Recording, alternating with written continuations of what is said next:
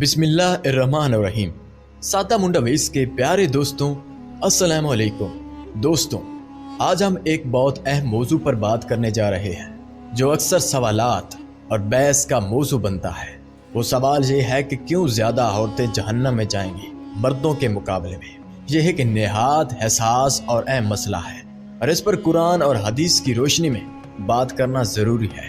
تو آئیے اس موضوع کو تفصیل سے سمجھنے کی کوشش کرتے ہیں۔ دوستوں، آپ نے شاید حضرت محمد صلی اللہ علیہ وآلہ وسلم کی وہ حدیث سنی ہوگی جس میں آپ صلی اللہ علیہ وسلم نے فرمایا، میں نے جہنم کی زیادہ تر آبادی عورتوں کو دیکھا۔ صحیح بخاری۔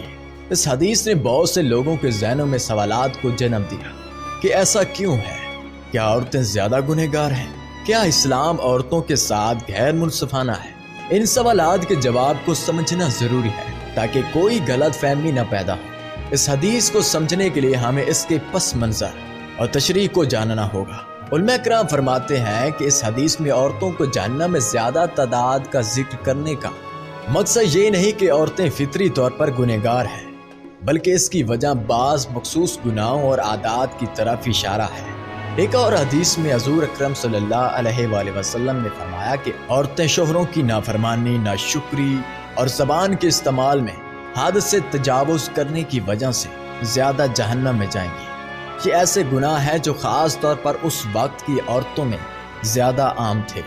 عورتوں پر بعض مخصوص ذمہ داریاں عائد کی گئی ہیں جنہیں پورا کرنا ضروری ہے، مثلا شوہر کی فرما برداری، بچوں کی پرورش اور معاشرتی ذمہ داریاں۔ اسی طرح ان پر مخصوص آزمائشیں بھی آتی ہیں جن میں زبان کا صحیح استعمال، صبر کا مظاہرہ اور دوسروں کے حقوق کی حفاظت شامل ہے۔ اگر یہ فرائض ادا نہ کیے جائیں تو انسان خود کو نقصان پہنچاتا ہے۔ لیکن دوستو، یاد رکھیں کہ مردوں کے بھی بہت سے گناہ ہیں جن کی وجہ سے وہ بھی جہنم کا مستحق بن سکتے ہیں۔ حدیث میں عورتوں کا ذکر خاص طور پر کیا گیا تاکہ ان مخصوص معاملات پر روشنی ڈالی جائے۔ یہاں ایک اور اہم نکتہ یہ ہے کہ اسلام میں جزا اور سزا کا نظام مردوں اور عورتوں دونوں کے لیے برابر ہے۔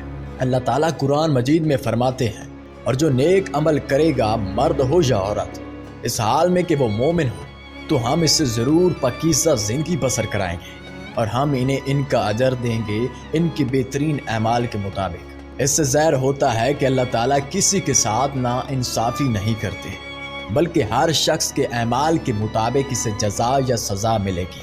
جہاں عورتوں کے گناہوں کا ذکر کیا گیا ہے، وہاں ان کی فضیلت اور جنت میں جانے والی خواتین کا بھی ذکر ملتا ہے۔ حضرت خدیجہ، حضرت فاطمہ، حضرت آسیہ اور حضرت مریم جیسی عظیم خواتین کا ذکر قرآن اور حدیث میں موجود ہے جو جنت کی بشارت پانے والی خواتین ہیں۔ یہ بتانا ہے کہ اگر عورت اپنے فرائض کو صحیح طریقے سے انجام دے، اللہ کا تقوی اختیار کرے اور نیکیوں کی راہ پر چلے، تو وہ جنت کے بلند مقام پر فیض ہو سکتی ہے۔